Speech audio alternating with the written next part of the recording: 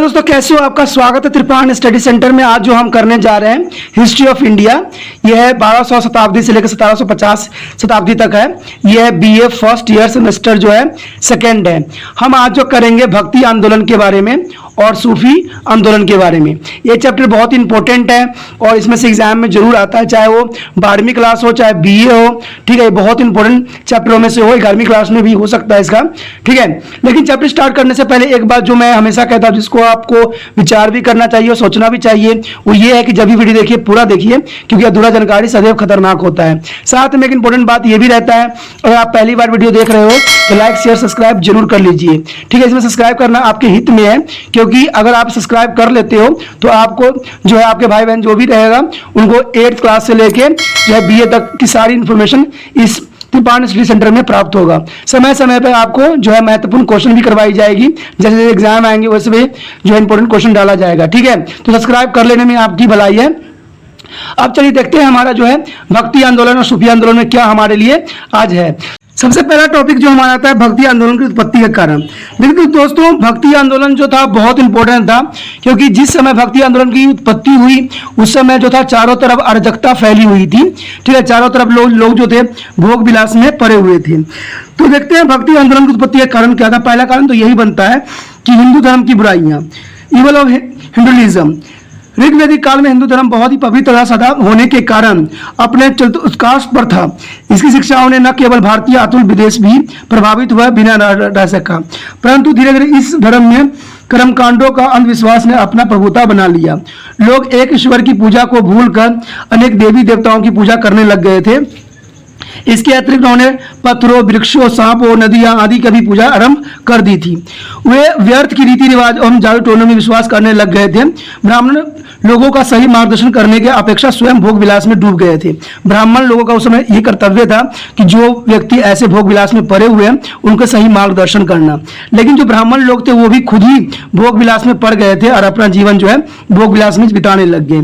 ठीक है, इसकी वजह से क्या हुआ, उनके उद्देश्य धर्म के नाम पर लोगों का किसी न किसी बहाने शोषण करना था, यानी सिर्फ लोगों को शोषण करने लग गए थे। भक्ति आंदोलन के नेताओं ने हिंदू धर्म में व्याप्त अंधविश्वासों को दूर करने और लोगों का एक नया प्रकाश दिखाया, क्योंकि भक्ति आंदोलन ही था जिसने लोगों को सही मार्गदर्शन करवाया और जीवन के सही मूल्य को भी समझाया। उसके बाद था इस्लाम से खतरा, डेंजर फॉर द इस्लाम। कहते हैं मध्यकाल में भारत में इस्लामों का शासन था। इस मुस्लिम आक्रमणकारियों ने भारत में हिंदुओं पर जो अत्याचार किए उन्हें बलपूर्वक इस्लाम में सम्मिलित किया गया। जैसे कि आपको पता ही है कि इस समय जो था मुगलकालीन साम्राज्य चलता था, तो इसमें जो था भारत में मुस्लिम जो शासक थे उनके काफी जो है दबदबा था। उनके मंदिर मूर्ति और साहित्य को नष्ट कर दिया गया था। इससे हिंदू संस्कृति गहरा घात लगा था। उन्होंने सारे जो हिंदू के मंदिर थे, मूर्तियां थे, साहित्य थे, सबको नष्ट कर दिया था। दूसरी ओर हिंदू समाज में निम्न जाति से बड़ी घृणा की जाती थी। जब इस्लाम में सभी से सम्मान व्यवहार किया जाता था उस समय इस्लाम धर्म बहुत सादा था। इसमें व्यर्थ की रीति रिवाजों के लिए कोई स्थान नहीं था। इन कारणों से बहुत से हिंदू भी विशेष रूप से जो निम्न धर्मों से संबंधित हिंदू इस्लाम में सम्मिलित होने लग गए। तो हिंदू ने भी अपना देखा कि हाँ खतरा है, तो उन्होंने भी क्या किया, वो मुस्लिम धर्म में सम्मिलित होने लग गए थे। इसे हिंदू धर्म के अस्तित्व को एक बहुत बड़ा खतरा उत्पन्न हो गया था। इस खतरे को समाप्त करने तथा हिंदू धर्म की सुरक्षा के लिए भक्ति आंदोलन जो थी आरंभ की गई। उसके पश्चात था सूफी मत का प्रभाव। इस काल में सूफी मत ने भी भक्ति आंदोलन को बहुत प्रभावित किया था। सूफी संतों ने ईश्वर की एकता, प्रेम, गुरु भक्ति और मानवीय सेवा पर अत्यधिक बल दिया था। उनके सिद्धांत हिंदू धर्म तथा भक्ति लहर से मिलते जुलते थे। इस प्रकार हिंदू मुसलमान सामान्यता का जन्म हुआ। उसके बाद था जाति प्रथा। आपको पता है कि इस समय जो हमारे धर्म में बहुत से जो थे जाति प्रथा ने जन्म ले लिया था।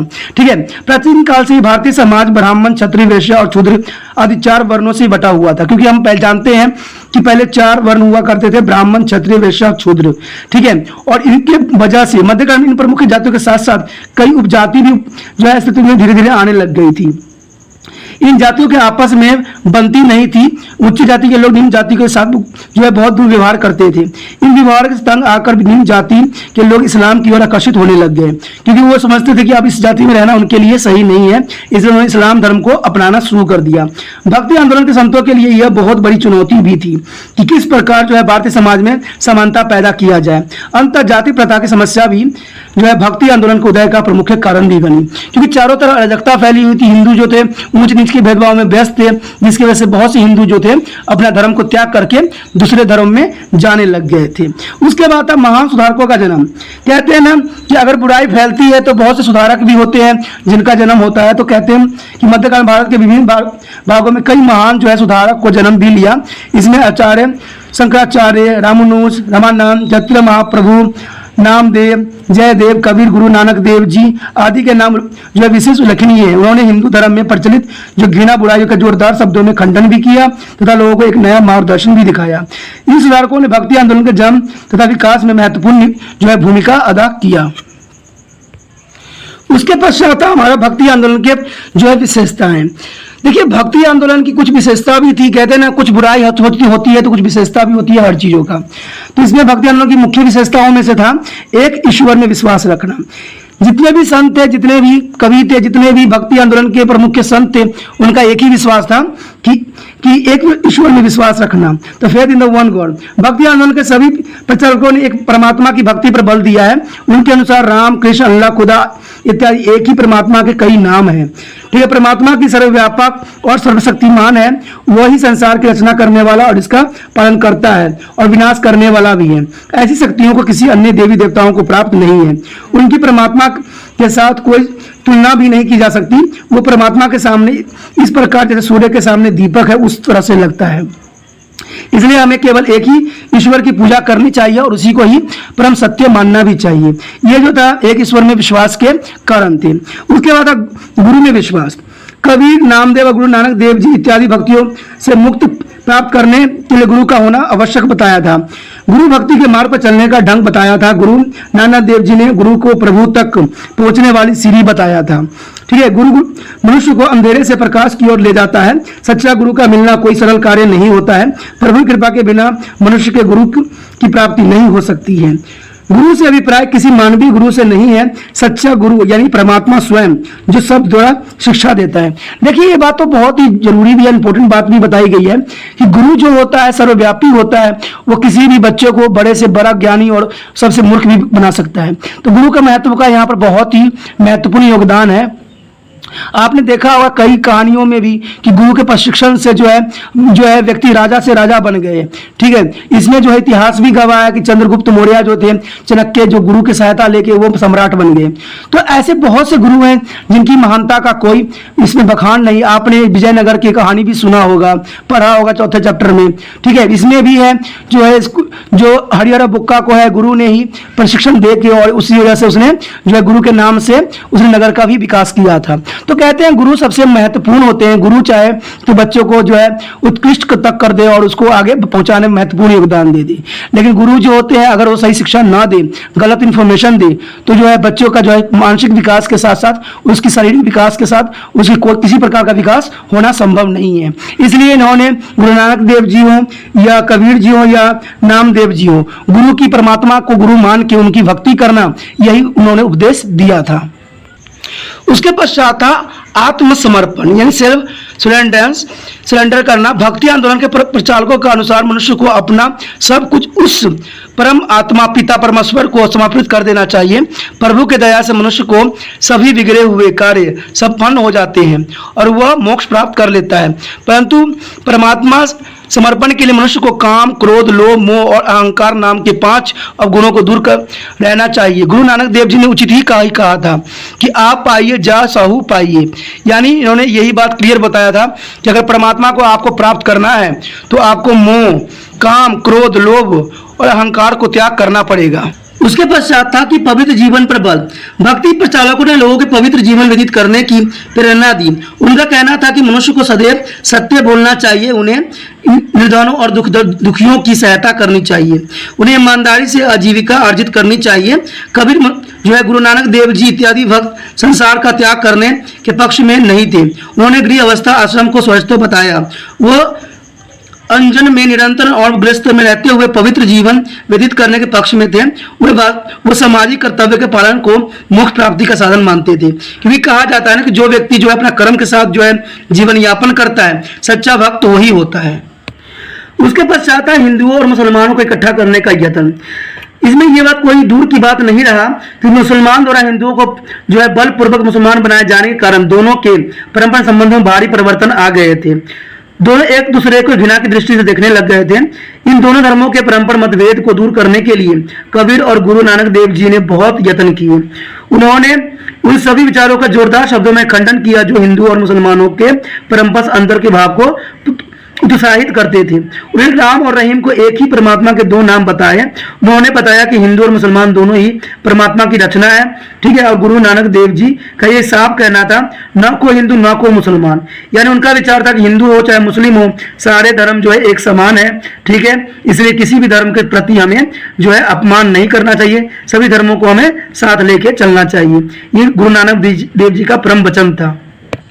उसके पश्चात था सामान्य जन की भाषण में प्रचार। देखिए, भक्ति आंदोलन के प्रचारकों ने सामान्य जन की भाषा में अपना प्रचार किया था। वो जिस क्षेत्र में जाते थे उसी भाषाओं का ही प्रयोग करते थे। वो लोगों को स्पष्ट रूप से समझाना चाहते थे, इसलिए वो भाषा का ही प्रयोग करते थे। वो केवल संस्कृति भाषा की पवित्रता में विश्वास नहीं रखते थे। उनके अनुसार परमात्मा की भक्ति किसी भी भाषा में की जा सकती है। उन्होंने अपने उद्देश्य के लिए हिंदी, पंजाबी, मराठी, बंगाली, गुजराती इत्यादि प्रदेशी भाषाओं का भी प्रयोग जोरदार शब्दों में किया, क्योंकि वो सभी को एक सामान्य मानते थे। और ये नहीं कहते थे कि जो है ईश्वर की भक्ति सिर्फ संस्कृति के छंदों में हो सकती है। ईश्वर की भक्ति तो मन से की जाती है, दिल से की जाती है, चाहे वो किसी भी भाषा में हो, इसका कोई भी अर्थ नहीं होती है। उसके बाद था जाति प्रथा में अविश्वास। जाति प्रथा हिंदू समाज को एक घून की भांति भीतर से खोखली करती जा रही थी। हिंदू जातियों के साथ बड़ा ही दुर्व्यवहार किया करते थे। उनके ऊपर कई प्रकार के प्रतिबंधित लगाए गए थे। भक्ति आंदोलन के प्रचारकों ने जाति प्रथा का जोरदार शब्दों में खंडन किया। उनके अनुसार प्रत्येक मनुष्य में परमात्मा का प्रकाश विद्वान है, इसलिए सभी मनुष्य सामान्य हैं। मनुष्य को मोक्ष उनके कर्मों के अनुसार मिलेगा, न कि जाति के अनुसार। जाति प्रथा का समाप्त करने के उद्देश्य से गुरु नानक देव जी ने लंगर प्रथा का भी आरंभ किया था। इसमें सभी जाति के लोग इकट्ठे मिलकर लंगर पकाते हैं और खाते हैं। इसमें जो है डॉक्टर जी.सी. नंगर ने साफ शब्दों में कहा था कि यह प्रथा जाति के बंधनों को तोड़ने के लिए शक्तिशाली शास्त्र प्रमाणित भी हुआ, और आज भी जो है इसी प्रथा का जो है लोग पालन भी करते हैं। उसके पश्चात मूर्ति पूजा में अविश्वास। भक्ति आंदोलन के प्रचारकों ने मूर्ति पूजा के विरोध से प्रचार किया था। भक्ति कबीर जी ने एक दोहे में कहा है कि यदि पत्थर पूजने से परमात्मा मिल सकता है तो वो पर्वत की पूजा करेंगे। गुरु नानक देव जी का भी कहना था कि मूर्ति के पूजने से कुछ प्राप्त नहीं हो सकता है। जब इन मूर्तियों को पानी में फेंक दिए जाते हैं तो डूब जाती है। तो जो मूर्ति अपनी रक्षा नहीं कर सकती है, वो मनुष्य की भव सागर से पार कैसे उतार सकती है। तो ये बात भी जो है गुरु नानक देव जी के सत्य ही है, क्योंकि उनका विचारधारा जो था मूर्ति पूजन के खंडन करना था। उसके बाद था खोखली रीति रिवाजों में अविश्वास। भक्ति आंदोलन के प्रचारकों ने समाज में प्रचलित खोखली रीति रिवाज का खंडन भी किया है। वो तीर्थ यात्रा करने, उपासना तथा रोजा रखने, श्रद्धा भाव के बिना धार्मिक शास्त्रों को पढ़ने, यज्ञ, बलि, संस्कार, शुद्ध स्नान करने आदि के विरोधी थे।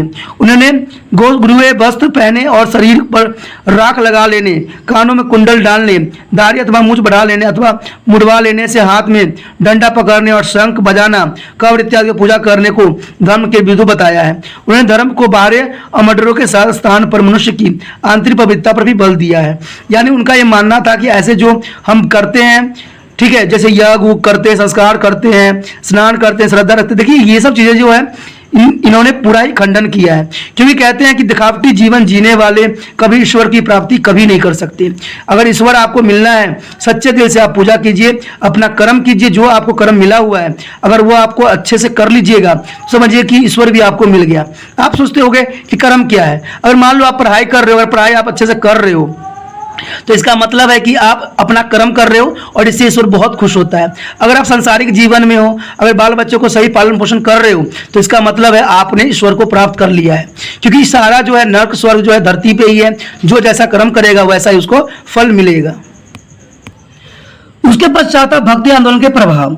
भक्ति आंदोलन के भारतीय समाज पर दूरगामी प्रभाव पड़े। ऐसे समय पर भारतीय समाज जड़ हो गया था तथा भक्ति सुधारकों ने इसे न प्राण फूके।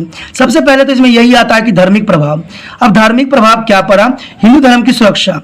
भक्ति आंदोलन से पूर्व अनेकों कुप्रथाएं के कारण हिंदू धर्म ने अपनी जो प्राचीन गौरव को खो दिया था तथा यह पतन की ओर अग्रसर हो गया था।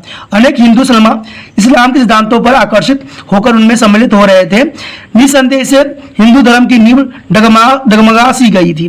भक्ति आंदोलन के प्रचारकों ने अपने उपदेशों द्वारा हिंदू धर्म की एक नई दिशा प्रदान किया। परिणाम स्वरूप हिंदू धर्म सुरक्षित हो गया। अगर ऐसा प्रचालक नहीं होता तो शायद हिंदू धर्म का जो है व्यवस्थित होना ऐसा संभव नहीं था। उसके बाद था पुरोहित समाज यानी पुरोहित श्रेणी के प्रभुता में कमी। देखिए, अनेकों शताब्दियों से भारतीय समाज पर पुरोहित श्रेणी का प्रभुत्व स्थापित था। ठीक है, आरंभ में इसका जीवन पवित्र था।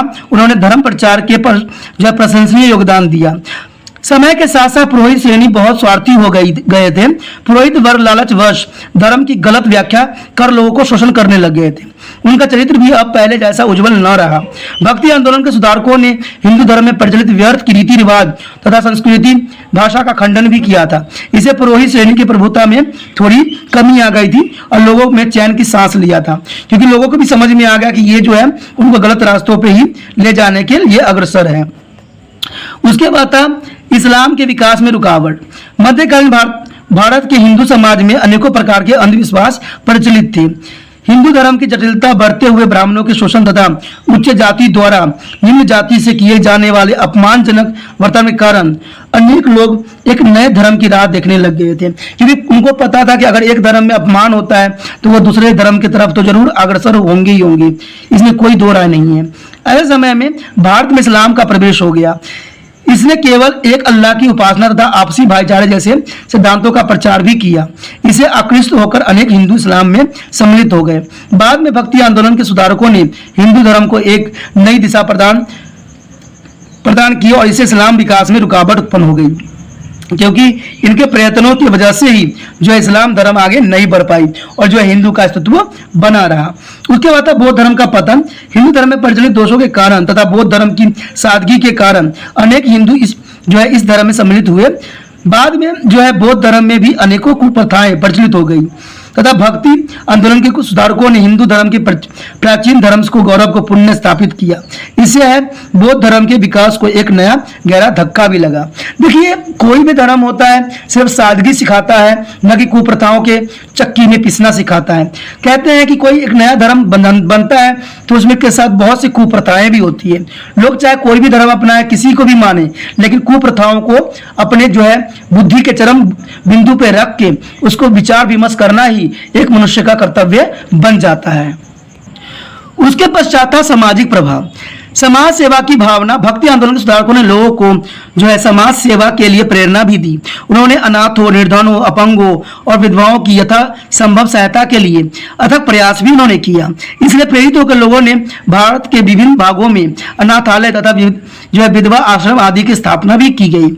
इसके अतिरिक्त अनेकों ऐसे चिकित्सालय स्थापित भी किए गए जहां निर्धन मरीजों को मुफ्त इलाज किया जाता है।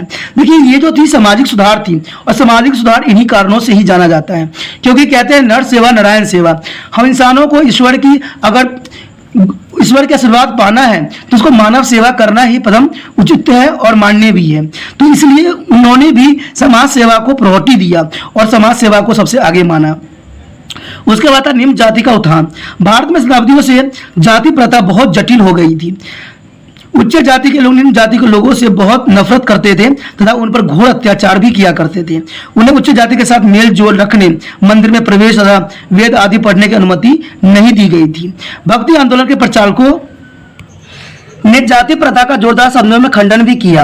उन्होंने आपसी भाईचारे तथा समानता का संदेश दिया। इसे जाति प्रथा के बंधन कुछ शिथिल पड़ गई तथा निम्न जाति के लोगों को समाज में उच्च स्थान प्राप्त करने का अवसर भी प्राप्त हुआ। तो इनके प्रयत्नों के कारण ही जो है निम्न जाति के लोगों को उच्च जाति के लोगों के साथ बैठने का भी मौका मिला। तो ये चीज आंदोलन जो थी बहुत ही इंपॉर्टेंट थी।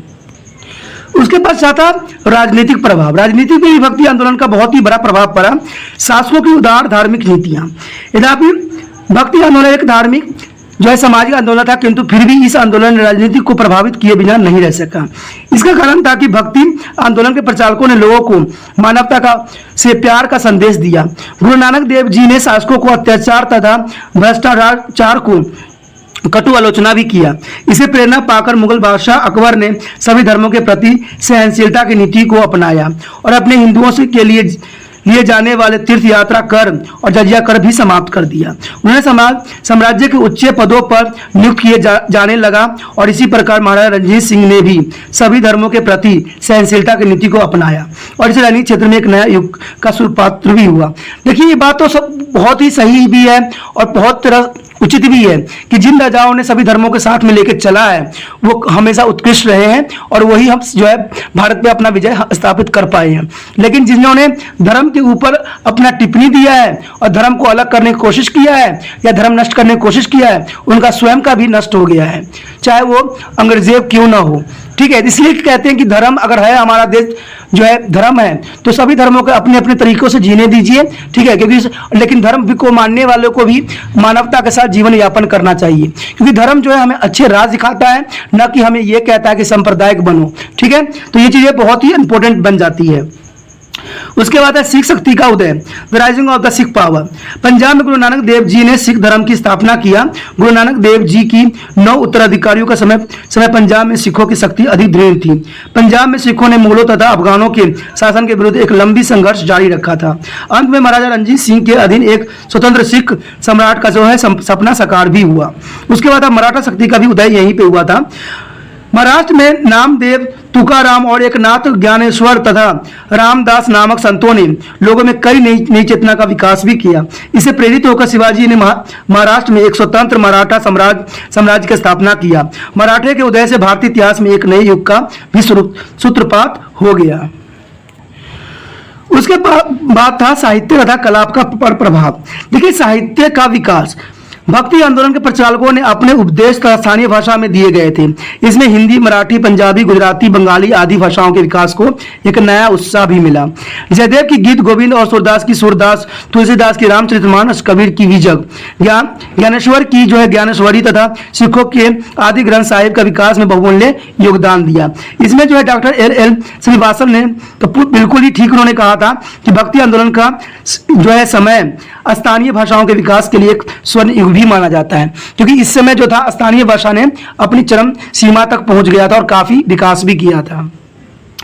उसके बाद था कला का विकास। भक्ति आंदोलन जो है प्रभाव में हिंदू तथा साहित्य एक दूसरे के समीप आए थे, इसलिए भारतीय कला ने एक नए युग में प्रवेश किया था। परिणाम स्वरूप जो है भारतीय भवन निर्माण कला तथा चित्रकला के क्षेत्र में अद्वितीय विकास भी किया।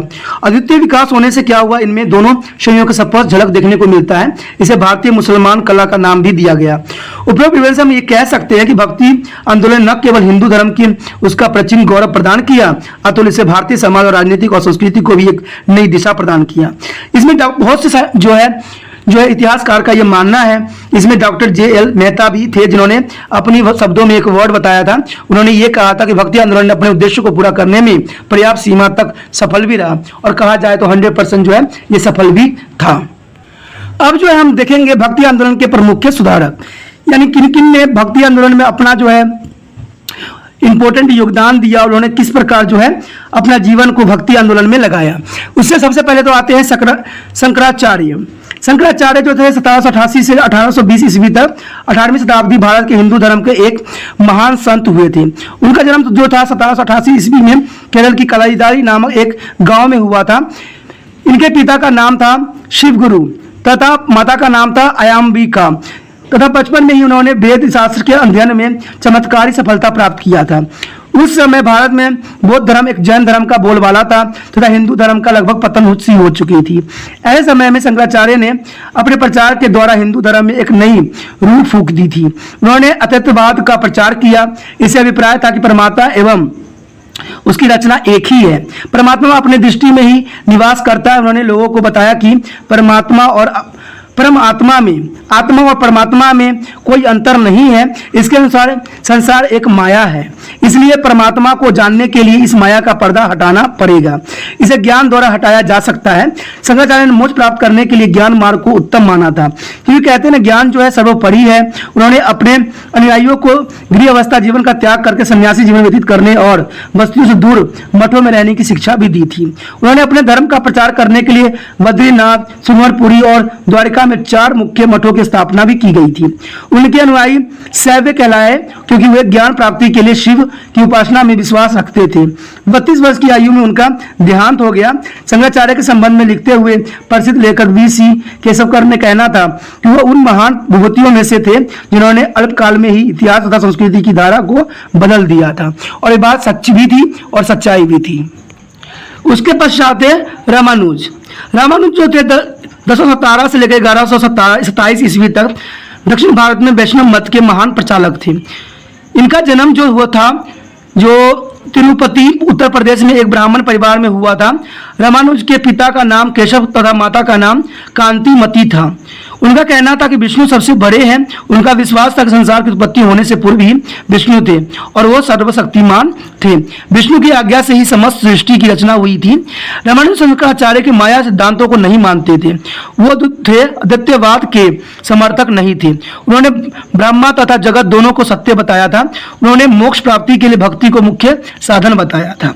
रामानुज के अनुसार क्षुद्र तथा अन्य निम्न जाति के लोग भी मोक्ष प्राप्त कर सकते हैं। अतः उन्होंने भी सप्ताह को एक निश्चित दिन मंदिर आने की अनुमति दी गई थी। उन्होंने समाज में प्रचलित अंधविश्वास को जोरदार शब्दों में खंडन भी किया था। रामानुज एक महान विद्वान थे। उन्होंने अनेकों पुस्तक की रचना भी की थी।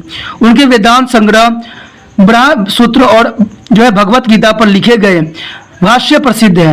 उनके सरल शिक्षाओं का लोगों के दिलों पर गहरा प्रभाव पड़ा। परिणाम से उनके अनुयायी की संख्या जो है 10,000 तक पहुंच गई थी। यानी उन्होंने काफी अपने अनुयायी की बना लिया था। इसमें जो है डॉक्टर एल ए श्रीवास्तव ने ठीक ही कहा था कि रामानुज के विचार उत्तर तथा दक्षिण दोनों में ही लोकप्रिय हुए तथा इस प्रकार उन्होंने लोक कल्याण के लिए एक शक्तिशाली आंदोलन की स्थापना भी किया। यानी उनके जो उन्होंने समाज सेवा में काम किया वो बहुत ही आदरणीय था और ये विश्व के लिए एक नया मार्गदर्शन भी खोल दिया। उसके बाद था निम्बंकर जो थे वो वैष्णव मत के एक महान प्रचारक थे। ठीक है, वो तमिल ब्राह्मण परिवार के संबंध रखते थे। वो रामानुज के समकालीन भी थे। यानी रामानुज के समकालीन होने के कारण, समकालीन का मतलब दोस्तों ये होता है कि वो उन्हीं के समय भी थे जब वो रामानुज थे। रामानुज के समय भी वो भी थे। दोनों के दोनों एक साथ ही प्रचार किया करते थे। उन्होंने मथुरा में एक आश्रम स्थापित किया था। उन्होंने राधा कृष्ण की भक्ति का प्रचार किया था।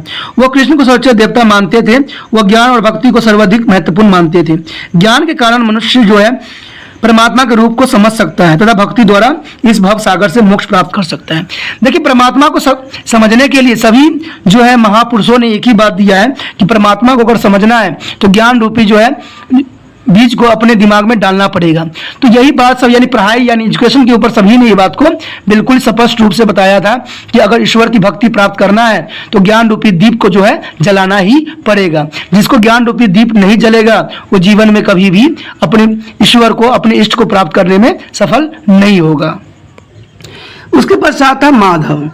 दक्षिण भारत में कृष्ण भक्ति को प्रचार करने वाले भक्तों में माधव का नाम सबसे प्रसिद्ध था। वे कर्नाटक के रहने वाले थे। उन्होंने 13वीं शताब्दी में वैष्णव मत का प्रचार भी किया था। इस मत को अधिक प्रचारित करने के लिए माधव ने वैष्णव मत से संबंधित 27 पुस्तकें लिखी।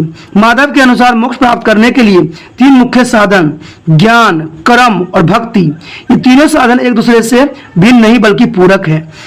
उनके अनुसार मोक्ष प्राप्त करने के लिए गुरु का होना आवश्यक है। उन्होंने लोगों को पवित्र जीवन व्यतीत करने के लिए भी प्रेरित किया। यानी सभी का विचार था कि गुरु जो होता है परम सत्य होता है, उसके बिना जो है जीवन का जो है भवसागर पार किया नहीं जाता। उसके बाद था रामानंद। रामानंद जो थे उस 1299 से लेकर 1411 ईस्वी तक भक्ति आंदोलन का उत्तर भारत में सूत्रपात भी उनके किया। आपका जन्म जो था प्रयाग इलाहाबाद के एक ब्राह्मण परिवार में हुआ था। आप राघवानंद के अनुयायी थे। रामानंद जी ने समाज में प्रचलित अंधविश्वास का खंडन भी किया था। ठीक है, वो जाति पाति में विश्वास नहीं रखते थे। उनके अनुयायी सभी वर्गों में संबंधित थे। इसलिए रामानंद जी के अनुयायियों को अवधूत अर्थात बंधनों से मुक्त कहा जाता था। रामानंद जी ने स्त्रियों को भी अपने मत में सम्मिलित कर उन्हें पुरुषों के समान अधिकार भी दिए थे। उन्होंने अपने प्रचार के लिए हिंदी भाषा का भी प्रयोग किया था। इस कारण उनके उपदेश जनसाधारण में बहुत भी लोकप्रिय भी हुआ। उन्होंने भारत के विभिन्न भागों को भ्रमण भी किया। उनके उपदेश से प्रभावित होकर बड़ी संख्या में लोग उनके अनुयायी बन गए। इसमें कबीर जी, रविदास जी के नाम सर्वाधिक व्याख्यात है। यानी कबीर जी और रविदास जी भी इनके रामानंद विवेकानंद जी के अनुयायी बन गए और उनसे ज्ञान प्राप्त करके अपने आप को भी जीवन उन्होंने धन्य बनाया।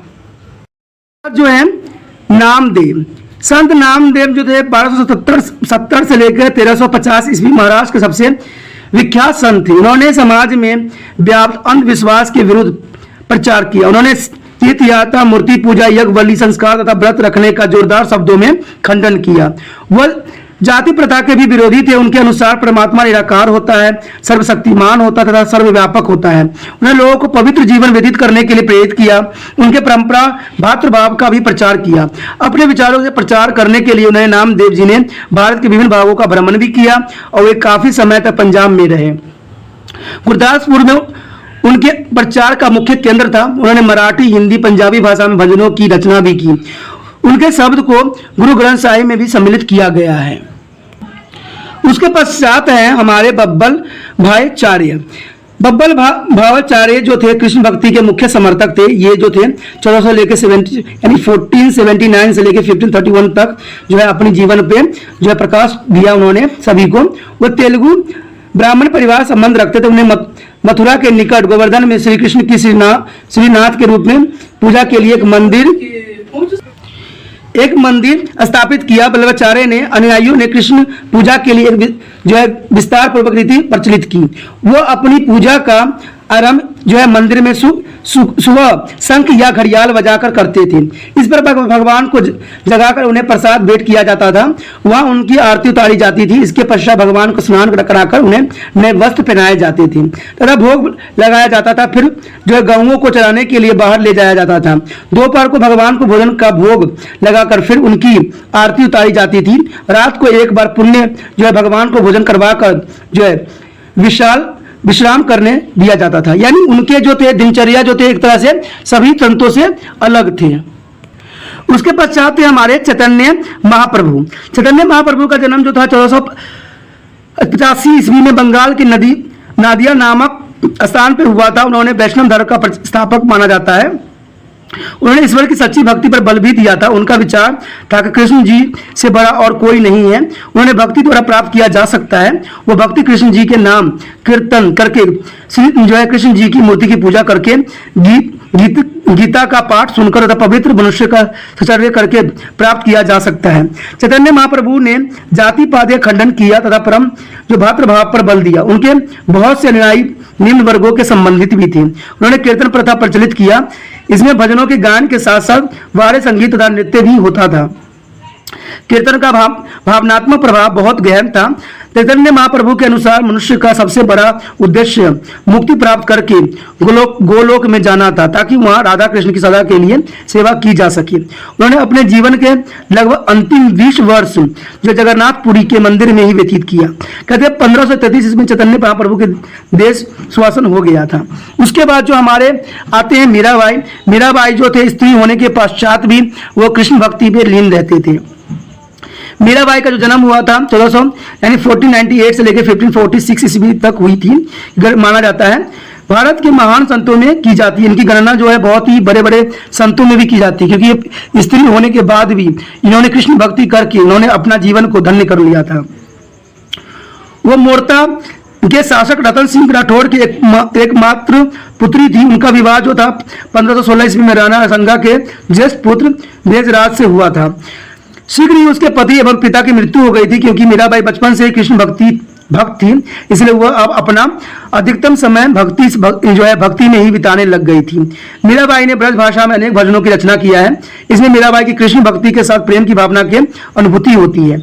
मीराबाई का कहना था कि मेरे तो गिरधर गोपाल दूसरे न कोई, जाके सिर मोर मुकुट मेरे पति सोई। उसके बाद थे कबीर।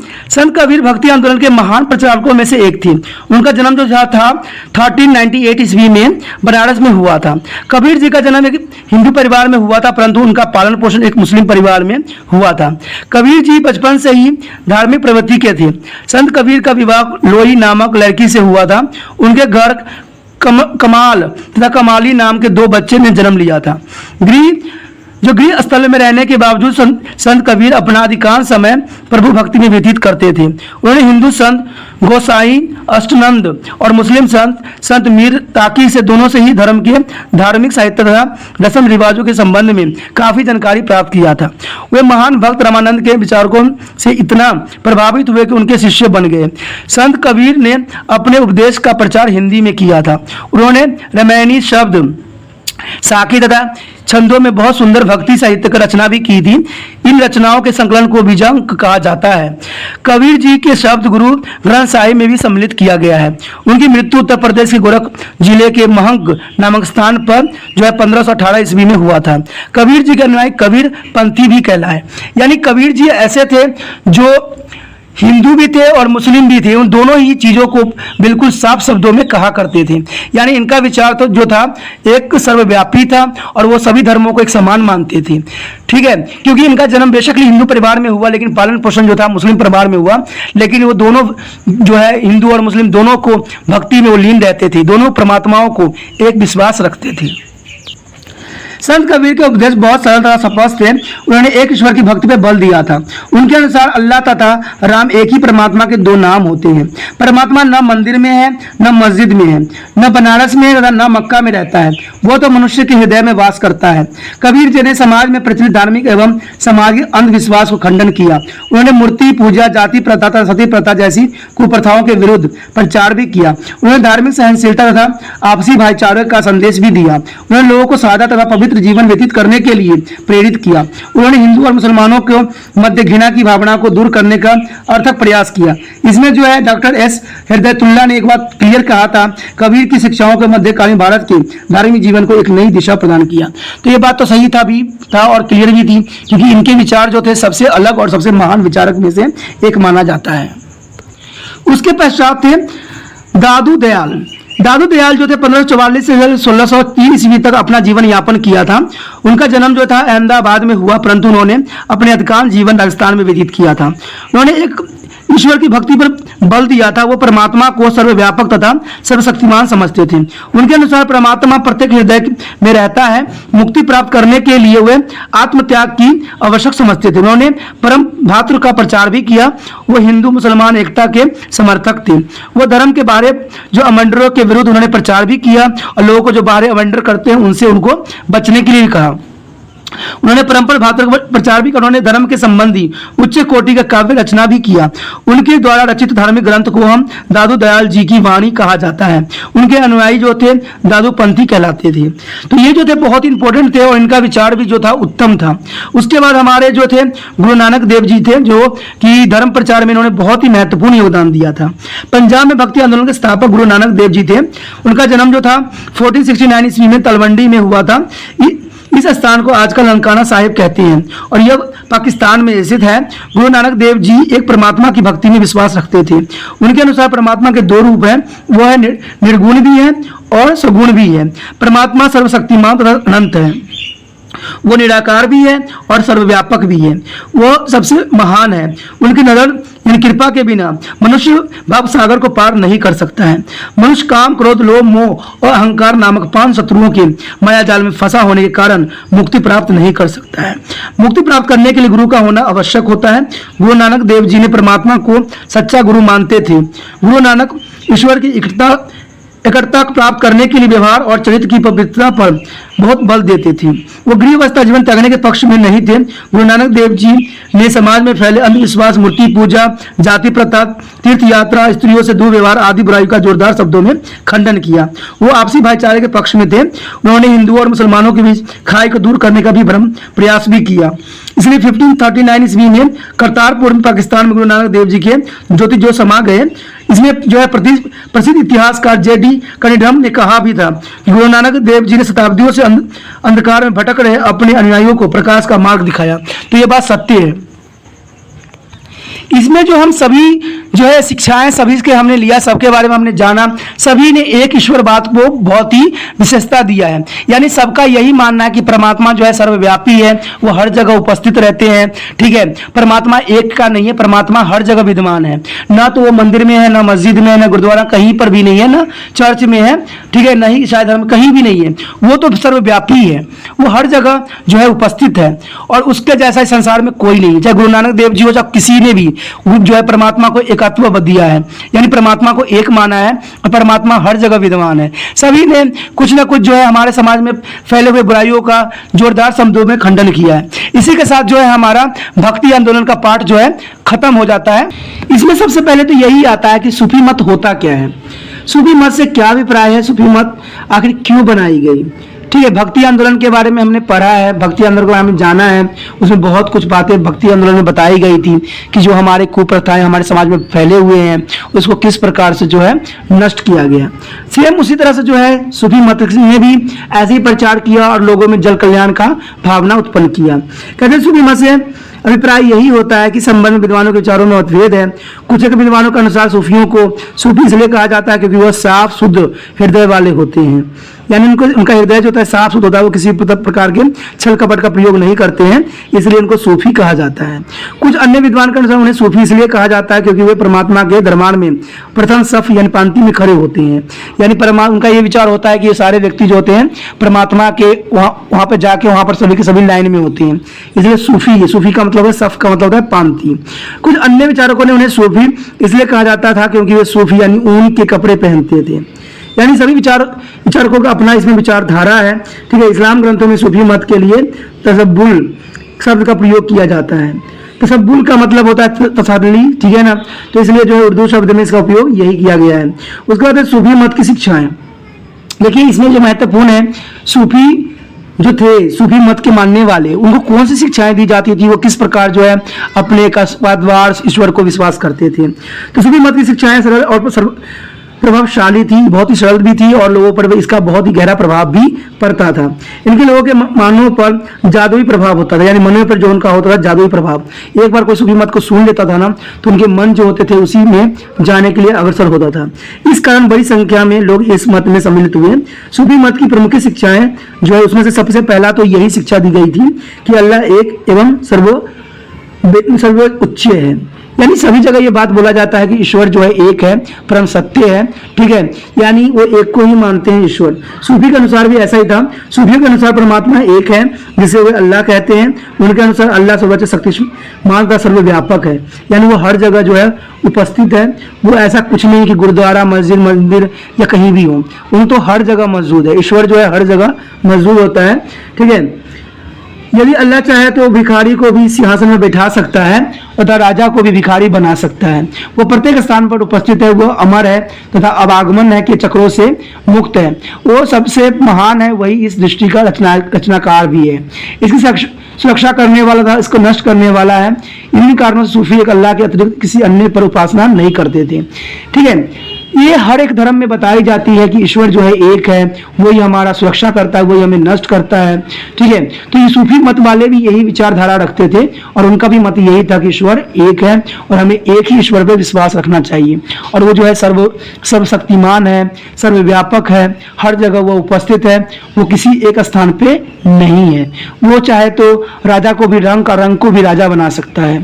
तो ये बहुत इंपॉर्टेंट बात थी जिनको सूफी मत वाले माना करते थे। उसके पश्चात था कि आत्मसमर्पण, सेल्फ सरेंडर उनका होता था। सूफियों के अनुसार कोई भी मनुष्य तब तक उस अल्लाह को नहीं पा सकता है जब तक कि वह स्वयं को पूरी तरह से उसके समर्पण न कर दे। अल्लाह की प्राप्ति के लिए अपने अस्तित्व को मिटाना आवश्यक है। नदी तथा उस पर उठा बुलबुला एक ही है। यदि बुलबुला अपने अस्तित्व को नदी के जल के से भिन्न समझने लगे तो वो उनकी भूल है। वह नदी से उत्पन्न हुआ है और उसी नदी में ही मिल जाना है।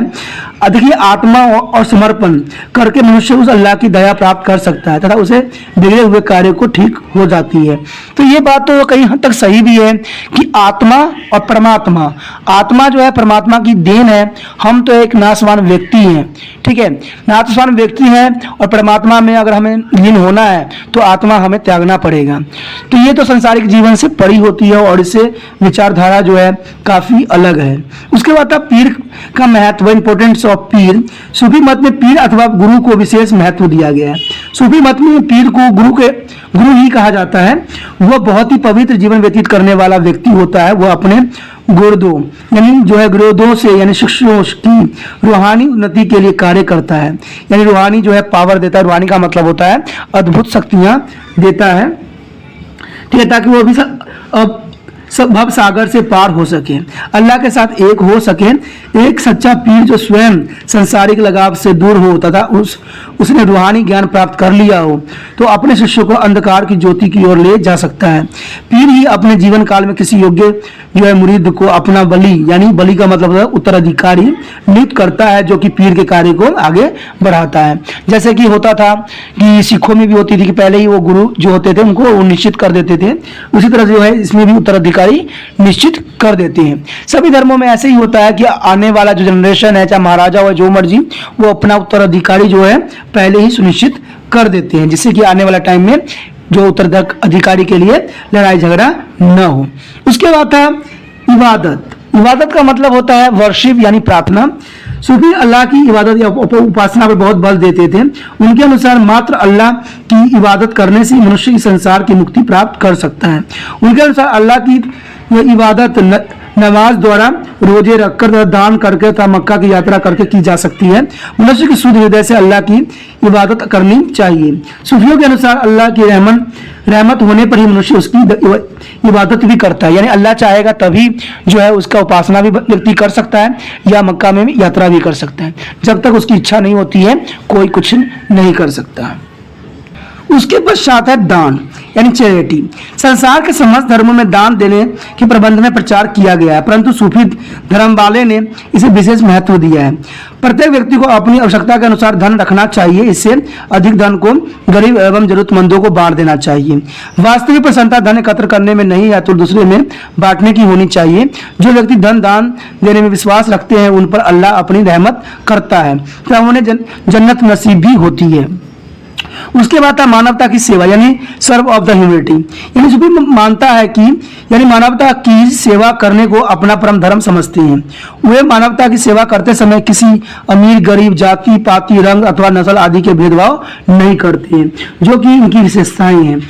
उनके अनुसार सभी मानव एक ही है, अल्लाह के ही संतान है, इसलिए उनके बीच किसी प्रकार का भेदभाव करना सर्वोच्च अल्लाह की अपमान करने के समान है। अंत सूफी पीरियड ने अपनी खानाखाओं के द्वारा प्रत्येक व्यक्ति के लिए खुले रखे थे। यह सभी के साथ बिना किसी भेदभाव के समानता का व्यवहार किया जाता था। सूफी शेख मानवता की सेवा का उस अल्लाह की सेवा करना माना जाता है। इसलिए प्रसिद्ध इतिहासकार ने बात क्लियर और साफ शब्दों में कहा था कि सूफी मानवता की सेवा को अपना परम कर्तव्य समझते थे। उन्होंने अपने शिष्यों को नम्रता, अच्छा व्यवहार, सहनशीलता एवं शिक्षा नामक गुण सिखाए हुए थे। उसके पश्चात था भक्ति संगीत पर बल यानी इम्प्रेजेंस ऑन द डिवोशन म्यूजिक। इस्लाम में काफी भक्ति संगीत पर प्रतिबल है, किंतु सूफी इसमें विशेष बल देते थे। उनका यह पुण्य विश्वास था कि भक्ति संगीत मानवीय हृदय में अल्लाह को प्रति प्रेम उत्पन्न करता है। इसके प्रभाव के कारण मनुष्य के बुरे विचार नष्ट हो जाते हैं तथा वो अल्लाह के समीप पहुंच जाता है। ये बात तो सत्य भी है कि अगर हम ऊपर वाले की भक्ति करते हैं, मन में अगर श्रद्धा होती है तो हमारे अंदर की जो क्लेश होती है वो मिट जाती है, हमारे अंदर जो है सादगी विचार उत्पन्न हो जाती है। सूफियों ने अल्लाह की प्रशंसा में अनेकों कवालियां लिखी है। इन कवालियों को समूह रूप से उच्च स्वर में संगीत के साथ गाया जाता है। ठीक है, कवाली तो आप लोग सुनते ही होंगे। इसमें जो है अल्लाह की इबादत की जाती है तथा नृत्य भी किया जाता है। सूफियों की धार्मिक संगीत सभाओं को सभा भी कहा जाता है, यानी जहाँ पर संगीत धार्मिक संगीत सभाएं की जाती है उनको क्या कहते हैं, सभाएं कहते हैं। उसके बाद तरक ए दुनिया यानी रिकॉग्नाइजेशन ऑफ द वर्ल्ड। प्रत्येक सूफी के लिए यह आवश्यक है कि वह इस संसार से अलगाव का त्याग करें। कोई भी व्यक्ति जितनी धन संपदा, सुंदर स्त्री, पुत्रों एवं सरकारी नौकरी आदि के चक्रों में फंसा रहेगा, वो उतना ही अल्लाह से दूर होता चला जाएगा। अल्लाह मिलने के लिए आवश्यक है कि व्यक्ति इस संसार के लगाव से मिले दूर रहे, किंतु इसे यह अभिप्राय नहीं है कि व्यक्ति विवाह न करे, अपने परिवार को छोड़कर वनों में चला जाए, वस्त्र न पहने एवं भूखे प्यासे रहकर अपने जीवन का अंत करे। सूफी शेखों ने विवाह भी किए थे, वो अपनी खानकाहों में अपने परिवार के साथ रहे। यहाँ रहते हुए उन्हें सदा एवं पवित्र जीवन व्यतीत अपने शिक्षाओं को एक नई प्रेरणा भी दी। तो ये बात पे बहुत ही जोर दी जाती है कि अगर अल्लाह को प्राप्त करना है तो हमें जीवन के हर एक चीज़ों को करना पड़ेगा और सादगी से और सच्चे मन से। जो गलत की चीज़ करता है अल्लाह जो है कभी उसको माफ़ नहीं करता है। ये साफ और क्लियर बताई गई है। उसके बाद है वसल की प्राप्ति, अटेनमेंट ऑफ द वॉल्स। सूफी मत के अनुसार मानव जीवन का अंतिम उद्देश्य वसल को प्राप्त करना होता है। वसल से अभिप्राय है अल्लाह के साथ एक हो जाना, यानी अल्लाह में विलीन हो जाना। ऐसा होने पर व्यक्ति के सभी कष्ट दूर हो जाते हैं। वसल की प्राप्ति के लिए प्रत्येक मनुष्य को 10 चरणों से गुजरना पड़ता है। ये चरण है तौबा, इससे अभिप्राय है पाप और बुरे कार्य न करने का दृढ़ निश्चित करना, ऐसे कार्य का पछतावा करना। उसके बाद बड़ा का मतलब होता है सभी प्रकार के अनुचित धंधे, यानी कुछ दूर रहना, यानी धंधे ऐसे धंधे नहीं करना है जो पाप को जन्म देता है। उसके बाद है जुहद, इससे अभिप्राय जुहद का मतलब यही होता है कि संसारिक व्यक्तियों के लगाव से दूर रहना एवं अपने मन को पवित्र रखना। उसके बाद है फकर का मतलब यही होता है कि इसे गरीब की जीवन व्यतीत करना, यानी गरीबी के भरे जीवन को व्यतीत करना, यानी गरीबी के तरह जीवन को अपना संघर्ष बनाना। उसके बाद है सब्र, इसे अभिप्राय है कि सभी अच्छे बुरे दिनों को उस अल्लाह की इच्छा समझकर संभालना, यानी उसको उस अल्लाह की इच्छा के बिना कुछ भी नहीं होता है, तो उसी अल्लाह पर सब कुछ छोड़ देना। उसके बाद होता है शुक्र, इससे अभिप्राय है कि अल्लाह की रहमत के लिए उसका धन्यवाद करना, कि अल्लाह को हमें धन्यवाद देना चाहिए कि उसने हमें जीवन का इतना सुंदर मौका दिया। उसके बाद है सैफ, इससे अभिप्राय है कि बुरे कार्य करने से डरना और सोचना कि इससे गंभीर परिणाम होंगी, यानी कभी भी गलत काम नहीं करना, कभी भी गलत चीजें नहीं करना। उसके बाद रजा, इसे अभिप्राय है कि आशाएं, यानी होप, सभी भविष्य में अच्छे फल की प्राप्ति की आशा रखते थे। उसके बाद तवक्कुल, इसे अभिप्राय है कि अल्लाह में विश्वास रखना कि वह उसका ख्याल रखेगा। उसके बाद रिजा, इसे अभिप्राय यह है कि अल्लाह के आदेशों को प्रसन्नता से मानना। तो ये 10 चरण जो थे इनके लिए बहुत ही इंपॉर्टेंट थे। ठीक है, वसल की प्राप्ति जो है 10 चरणों में की जा सकती है, जो कि बहुत ही महत्वपूर्ण थे। सूफी मत के प्रभाव अब क्या देखने को मिले? कहते हैं कि सूफी मत ने भारतीय समाज में बहुत महत्वपूर्ण एवं दूरगामी प्रभाव डाले थे। इसमें सबसे पहले तो यही था कि इस्लाम का प्रसार, यानी स्प्रेड ऑफ द इस्लाम। भारत में इस्लाम के प्रसार में सूफियों ने उल्लेखनीय भूमिका निभाई थी। ये उनके प्राथमिक प्रयासों का परिणाम था कि भारत में इस्लाम लोकप्रिय हुआ एवं अनेक हिंदू एवं विशिष्ट जो है निम्न वर्ग के हिंदुओं के इस्लाम को अपना लिया था। इस उद्देश्य से सूफी शेखों ने हिंदू के रीति रिवाज एवं उपासना के तौर तरीके को समझा। उन्हें लोगों से बातचीत के लिए हिंदू एवं अन्य सब जो है स्थानीय भाषाओं को भी सीखा। उन्होंने हिंदू साधुओं जैसे वेशभूषा को धारण भी किया। सूफी खानकाहों में अमीर गरीब उच्च नीच का भेदभाव नहीं किया जाता था। सभी लोग जो थे इकट्ठे कार्य करते थे, भोजन खाते थे एवं रहते थे। उनके आपसी भाईचारे, समानता और शांति और सहनशीलता के सिद्धांतों ने हिंदुओं को अपनी ओर आकर्षित किया एवं बड़ी संख्या में इस्लाम में सम्मिलित भी हुआ। इसमें जो है बहुत से राइटरों ने अपनी विचारधारा रखा है। उसमें से B.N. लुनिया ने ये बात साफ क्लियर और कहा था कि सूफियों ने देश के विभिन्न भागों के लोगों में मुस्लिम संस्कृति एवं इस्लाम का प्रसार करने में कोई कसर नहीं छोड़ा, यानी उन्होंने बहुत ही प्रयत्न किया। लोग इसके देख के आकर्षित भी हो रहे थे। उसके बाद था शिक्षा का प्रसार। अनेक सूफी शेख महान विद्वान थे। उन्होंने अनेकों मूल्यवान ग्रंथों की रचना भी की। वो लोगों में फैली अज्ञानता को दूर कर इसमें एक नई जागृति लाना चाहते थे। इस उद्देश्य से उन्होंने अपनी खानकाहों में मदरसों की स्थापना भी किया। यह सूफी शेख शिक्षा प्राप्त करने की इच्छुक लोगों को शिक्षा का ज्ञान देते थे और यह शिक्षा मुक्ति दी जाती थी। अंत निधनों एवं समाज के निम्न वर्गों के लोगों में इसका भरपूर लाभ उठाया। इस प्रकार जो है सूफी शेखों ने शिक्षा के प्रसार में उल्लेखनीय भूमिका निभाई। प्रसिद्ध इतिहासकार जो है J.L. मेहता ने बात साफ क्लियर कहा था कि सूफियों ने समाज में शिक्षा की प्रगति में अपना महत्वपूर्ण भूमिका निभाई है। उसके बाद था समाज को नया रूप देना, तो give a new shape to the society. मध्यकाल भारतीय समाज में अनेक प्रकार की कुप्रथाएं प्रचलित थी। झूठ बोलना, धोखा देना, नशीले पदार्थ का सेवन करना तथा प्रत्येक प्रकार के पाप करने पर उस समय सामान्य सी बात हो गई थी। सूफी सिखों ने लोगों को इस अंधकार को से निकलने एवं उन्हें एक नया मार्ग दिखाने का कार्य भी किया।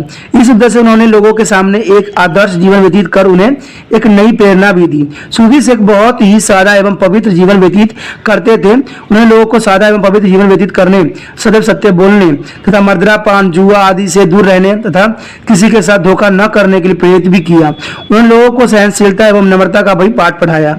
इस प्रकार सूफी सिख मानवीय समाज को एक नया रूप देने में काफी सीमा तक सफल भी हुए। इसमें जो है इतिहासकार B.S. लोनिया ने बात साफ और क्लियर कहा था कि वो सूफी इस प्रकार के मध्यकालीन में सामाजिक संतुलन बनाए रखने में सफल भी हुए।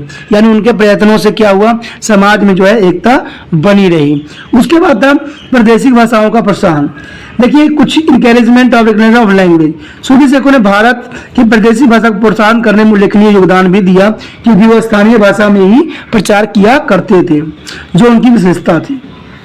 उन्होंने अपने धर्म को लोकप्रिय बनाने के उद्देश्य से एक नए संपर्क भाषा उर्दू की जन्म दिया। उन्होंने भारत में प्रचलित हिंदी तथा अन्य प्रादेशिक भाषाओं को सीखा। वो अपने शिष्यों में प्रादेशिक भाषा से बातचीत करते थे। उन्होंने इन प्रादेशिक भाषाओं में मलफूजाए थे, मुक्ताबात और जतकीरा नामक मूल्यवान सूफी ग्रंथों की रचना भी की गई। मलिक मोहम्मद जैसी का पद्मावत बहुत ही लोकप्रिय हुआ। बाबा फरीद जी ने पंजाबी में अनेकों शेखों की रचना भी की। इन्हें गुरु अर्जन देव जी ने आदि ग्रंथ साहिब में सम्मिलित भी किया है। ठीक है। ख्वाजा मीर दर्द ने उर्दू में अनेकों कविताएं लिखी है। इसे भारत की प्रादेशिक भाषा का भी एक नया दिशा मिला है। तो कहते हैं भारत भाषा के जो प्रचार थे वो भी इसके माध्यम से खूब हुए। उसके बाद था शासकों एवं दरबारियों पर प्रभाव। देखिए इसका जो है शासकों और दरबारियों पर बहुत ही गहरा प्रभाव पड़ा है। Influence on the rulers and countries. अनेक सूफी सिखों का शासकों एवं उनके दरबारियों पर गहरा प्रभाव पड़ा था। इस प्रभाव के चलते हुए शासकों को अपनी जो प्रजा के साथ प्रेम का व्यवहार करने का परामर्श भी देते थे। यानी जो भी राजा होता था सूफी संत उसको प्रेम पूर्वक जो है लोगों को चलाने के लिए कहते थे। वे शासकों का अनुचित कार्य करने के रोकते थे। जो अनुचित कार्य करता था शासक उनको रोका भी जाता था। सूफी सिखों के प्रभाव के चलते सुल्तान फिरोज शाह तुगलक ने गरीब, अनाथों और विधवाओं की सहायता के लिए दीवान खैरात जो है बनाया था नामक एक विभाग की स्थापना भी किया था। उनके प्रभाव के कारण शेरशाह सूरी ने गरीब, अनाथ और फकीरों के लिए मुक्त लंगर की व्यवस्था किया था। मुगल बादशाह अकबर सूफी शेख सलीम चिश्ती से बहुत प्रभावित था और इसी कृपा से ही अकबर के घर एक पुत्र ने जन्म भी लिया था जिसका नाम सलीम जहांगीर रखा गया था। अकबर ने फतेहपुर सीकरी में शेख सलीम चिश्ती के घर की स्मृति में एक सुंदर दरगाह का निर्माण भी करवाया था। इसी शेख के विचारों से प्रभावित होकर अकबर ने सुलह की पीस ऑफ विद ऑल की नीति को अपनाया था। शाहजहां का बड़ा पुत्र दारा सिकोही मुल्ला शाह वदखी का शिष्य बन गया था। दारा ने सूफियों से संबंधित 2 प्रसिद्ध ग्रंथ की रचना भी की। इस प्रकार सूफी से शासकों एक प्रजा के माध्यम से एक कड़ी का कार्य भी करने लग गए थे। तो ये बात तो बहुत जगह उचित भी है कि जो है सूफी जो धर्म है उसका जो है काफ़ी प्रभाव जो है राजाओं पर भी पड़ा। उन्होंने बहुत से गरीब फकीरों के लिए उन्होंने लंगर बनाया, उनके खाने की चीज़ों की व्यवस्था किया, सभी चीज़ों को इकट्ठा किया। हिंदू जो है हिंदू मुस्लिम संस्कृति का विकास, growth of Hindu Muslim culture. Sufi सिखों ने हिंदू मुस्लिम संस्कृति के विकास में प्रशंसनीय योगदान दिया। उनके आपसी भाईचारे एवं प्रेम के संदेश में से दोनों समुदाय के मध्य जो वैमनस्य की भावना काफी सीमा तक दूर हो गई। सूफी सिखों ने हिंदुओं को अनेकों परंपराओं को अपनाया। इसे हिंदू एवं मुस्लिम एक दूसरे के निकट आ गए। दोनों समुदाय एक दूसरे के त्योहारों में बढ़ चढ़कर हिस्सा लेने लग गए। सूफी सिखों की दरगाहों ने भवन निर्माण कला को एक नया प्रोत्साहन भी दिया। अजमेर में शेख मौजूद्दीन चिश्ती की दरगाह, फतेहपुरी सीकरी में शेख अली सलीम चिश्ती की दरगाह एवं दिल्ली में शेख जियाउद्दीन अला की दरगाह भारतीय भवन निर्माण कला की उत्तम उदाहरण है। सूफी सिखों में एक नई संपर्क भाषा उर्दू को जन्म भी दिया गया। उन्होंने प्रादेशिक भाषा में अनेक ग्रंथों की रचना भी की। इसके अतिरिक्त सूफियों ने भारत में कविलाओं के गायन के प्रोत्साहन भी किया। इससे हिंदू मुस्लिम संस्कृति में एक नया प्रोत्साहन मिला। यानी इनके विचारधाराओं से जो था हिंदू मुस्लिम एक हो पाने में सक्षम हुए हैं। उसके बाद हमारा है जो बहुत इंपॉर्टेंट टॉपिक है वो है चिश्ती एवं सुहरावर्दी सिलसिले। देखिए सूफी सिलसिले भी हमारा टॉपिक का एक महत्वपूर्ण अंग है और ठीक है, और भक्ति और सूफी संतों में बहुत इंपॉर्टेंट थी। सूफियों का ये जो है एक पार्ट है चिश्ती एवं सुहरावार्दी। सुहरावार्दी भी इसमें से एक था। कहते हैं 12वीं शताब्दी के आसपास इस्लामी दुनिया में सिलसिलों का गठन होने लग गया था। सिलसिले का अभिप्राय जंजीर चैन जो शेख एवं मुरीद के मध्य निरंतर संबंध चिन्ह यानी सिंबल है, इसके प्रथम अटूट कड़ी पैगंबर मोहम्मद से जुड़ी है। इस कड़ी के द्वारा आध्यात्मिक शक्ति और आशीर्वाद मुराद यानी शिक्षों तक पहुंचाता है। प्रत्येक सिलसिला एक शेख अथवा पीर अथवा मुरादों के अधीन होता है। वह बहुत ही पवित्र जीवन व्यतीत करने वाला व्यक्ति होता था। वह अपने मुरादों के साथ खाना यानी आश्रम में रहता था। वह अपने मुरादों में से एक को अपना वली यानी उत्तराधिकारी की नियुक्ति करता था ताकि उसके द्वारा प्रारंभ किए गए कार्यों को जारी रखा जा सके। भारत में सूफी सिलसिले की संख्या निरंतर बदलती रही है। अब्दुल फजल ने आईन अकबरी में सूफी सिलसिलों की संख्या जो है 14 बताई थी। इसके जो है कुछ निम्नलिखित है। पहले जो है चिश्ती सिलसिला, यानी चिश्ती सिलसिला भारत में जो सूफी सिलसिले स्थापित हुए उनमें चिश्ती सिलसिला सबसे महत्वपूर्ण और प्रभावशाली था। इस सिलसिले की स्थापना ख्वाजा अबुल इसहाक ने 10वीं शताब्दी में मध्य अफगानिस्तान के शहर चिश्ती में की थी। भारत में सिलसिले की स्थापना 12वीं शताब्दी में शेख जो है नुरुद्दीन चिश्ती ने किया था, जो अजमेर में की थी। वह चिश्ती सिलसिले के सर्वाधिक प्रभावशाली शेख थे। उन्होंने अपने जीवन दीन दुखियों की सेवा में व्यतीत करते थे। वो मानवता की सेवा में अल्लाह की सेवा को समान समझते थे। वो स्वयं गरीबी जीवन व्यतीत करते थे। वो सरकार के किसी भी प्रकार के सहायता लेने से विरोधी थे। उनके विचारों से प्रभावित होकर बड़ी संख्या में हिंदू एवं मुसलमान उनके मुरीदे बन गए। चिश्ती जो है सिलसिले को लोकप्रिय बनाने में अनेक अन्य सूफी शेखों ने भी बहुत उल्लेखनीय योगदान दिया है। इनमें से है कुतुबुद्दीन जो है बख्शीदार काकी दिल्ली में, शेख मोहम्मदीन और नागौर में राजस्थान में जो है शेख निजामुद्दीन औलिया, ठीक है। और उसके बाद था दिल्ली में बाबा फरीद जंगे शंकरा, जो कि अजैन में शेख बाउन गरीब। यानी बहुत सारे शेखों ने किया है इस चिश्ती को आगे बढ़ाने में बहुत ही अपना योगदान दिया है। चिश्ती सिलसिले के लोकप्रिय होने के अनेक कारण थे।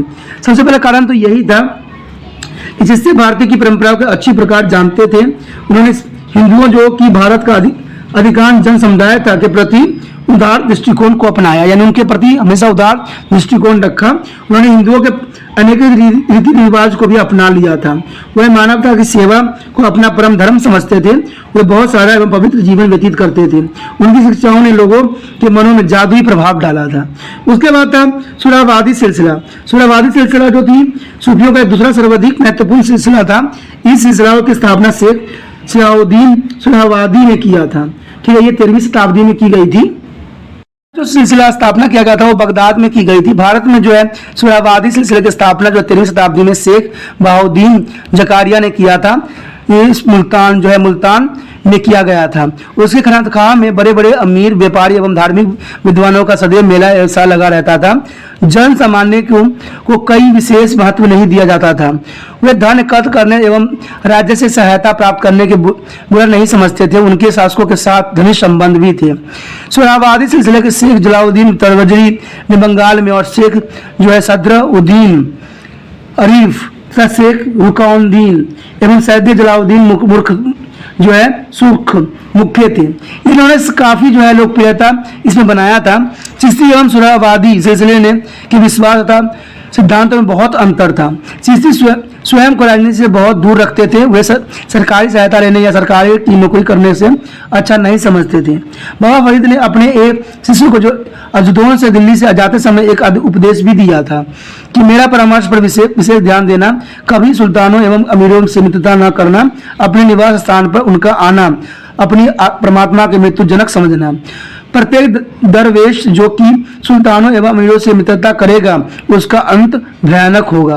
तो यही बात जो था अपने शिष्यों को बाबा फरीद ने साफ शब्दों में कहा था कि अमीरों से दोस्ती नहीं करना, ठीक है, और अमीरों को अपने जो है निवास स्थान पे कभी नहीं बुलाना, ठीक है। तो ये बातें जो है बाबा फरीद ने अपने शिष्यों को बताया था।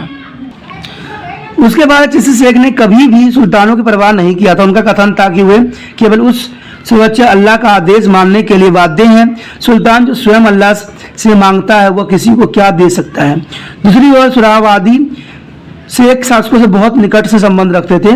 वो सरकार से सहायता लेने तथा उसकी नौकरी करने की बुरा नहीं मानते थे। उनका कथन था कि सुल्तानों से निकटता बढ़ाकर वो उनकी दृष्टिकोण में परिवर्तन ला सकते थे तथा उनसे धन प्राप्त कर गरीबों की सहायता कर सकते थे, जिससे धन को आध्यात्मिक मार्ग में एक बड़ी बाधा मानते थे। इसलिए वह निर्धन लोग के जीवन व्यतीत करते थे। दूसरी ओर सुरावादी फकर जीवन व्यतीत करने में विश्वास नहीं रखते थे और चिश्ती संगीत को अधिक महत्व देते थे, परंतु सुरावादी इसका विरोध करते थे। चिश्ती गैर मुसलमान लोगों के प्रति उदार विचार रखते थे। उन्होंने हिंदुओं के अनेकों रीति रिवाज को अपना भी लिया था। सुरावादी इतने खुले विचार वाले थे। चिश्ती का मुख्य संबंध साधारण लोगों से था, जबकि सुरावादी उनसे दूर रहते थे। तो देखिए, दोनों के जो विचारधारा है बहुत ही अलग है, बहुत ही विपरीत है।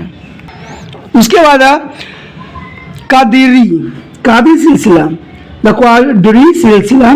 कादरी सिलसिले की स्थापना 12वीं शताब्दी में शेख अब्दुल कादिर जिलानी ने किया था। यह बगदाद में किया गया था। भारत में इस सिलसिले की जो स्थापना है सैयद मोहम्मद जिलानी ने की थी, जो 15वीं शताब्दी में किया गया था। उसने मुल्तान के जो निकट उच्च कोटि को अपनाकर प्रचार केंद्र बनाया था। यानी जो है मुल्तान को इसने प्रचार का केंद्र बनाया था। और 1527 में उसकी मृत्यु के पश्चात उसके पुत्र शेख अब्दुल कादिर जिलानी ने अपनी प्रचार जारी रखा। इस सिलसिले के शेखों ने सुल्तानों के साथ अच्छे संबंध बनाकर रखे थे। वे उनसे धन एवं तोहफे स्वीकार करते थे। अंततः उनके पास बेशुमार दौलत होती थी। शेख मूसा ने फतेहपुर सिकरी को अपना प्रचार केंद्र बना लिया था। उसने यह मुगल बादशाह अकबर से 5000 की मनसब स्वीकार की थी। एक बार अकबर ने उसे अपने निवास स्थान पर नमाज पढ़ने का आदेश दिया था। इस पर शेख मूसा ने निर्भीकता से उत्तर दिया, मेरे बादशाह, यह आप क्या राज्य नहीं है कि आप आदेश जारी कर रहे हैं। इस पर अकबर ने उसका मनसवर एक जागीर छीन ली। इस पर शेख मूसा वापसी उच्चे आ गए और इस सिलसिले को सर्वाधिक प्रसिद्ध शेख मियाँ मीर ने थे। उनके सिखों के 5वें गुरु एवं गुरु अर्जन देव जी के साथ घनिष्ठ संबंध भी थे। अंततः गुरु अर्जन देव जी ने उनसे दरबार साहिब अमृतसर की नींव जो है 1588 ईस्वी में रखवाई भी थी। मियाँ मीर ने के पश्चात कादरी सिलसिले का नेतृत्व मोहम्मद शाह बख्शावी ने भी किया था। शाहजहां के बड़े पुत्र दारान जो उनसे लाहौर में मिला था, अब उतने प्रभावित हुआ कि वह उसका शिष्य भी बन गया। दारा ने सफीनन उल औलिया एवं नक्शकीनन उल औलिया नामक 2 पुस्तक लिखी। उसने अपने अनेकों सूफी संतों के जीवनी लिखी। इस सिलसिले के कुछ शेख बहुत ही कट्टर विचार के थे, इसलिए इस सिलसिले का प्रभाव सीमित रहा। उसके बाद है नक्शबंदी सिलसिला। नक्शबंदी सिलसिला जो था, नक्शबंदी सिलसिला की स्थापना जो है 14वीं शताब्दी में ख्वाजा बहाउद्दीन नक्शबंद ने बुखारा में किया था। भारत में इस सिलसिले की स्थापना शेख वाकिउल्लाह ने किया था, जो 16वीं शताब्दी में दिल्ली में की गई थी। इस सिलसिले के शेख बहुत ही कट्टर विचार के थे। उन्होंने अकबर द्वारा अन्य धर्मों के प्रति अपनाई गई उदार नीति की कटुक आलोचना करते थे। उन्होंने इस्लाम की स्थापना एवं जो है प्रथाओं का पालन भी किया हुए संगीत के कट्टर विरोधी थे। शेख अहमद सरहिंदी इस सिलसिले के सर्वाधिक प्रसिद्ध शेख था। उसने सरहिंद को अपना जो है प्रचार केंद्र बनाया था।